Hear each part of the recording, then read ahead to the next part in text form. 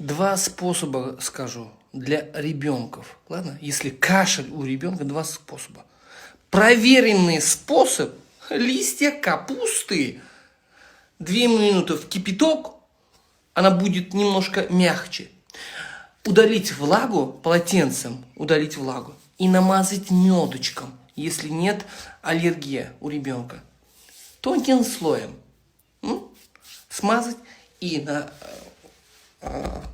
здесь приклеить, приклеить сюда лист капусты и сюда, понятно? И завернуть на 2 часа. Потеть будет, да? Это первое. А в это время вы сделаете 1 к 1 сок лука и мед.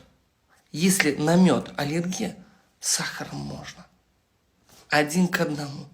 Делайте так. Или лук надо порезать и посыпать сахаром. Выделяется сок. И это сок. Дайте ребенку, сделайте это 2 вещи, и все, ничего не будет. Самые проверенные, надежные средства. Листья капусты с медом и сок лука. Да хоть взрослый, всем. Глаза выколет любого кашля. По воле Аллаха.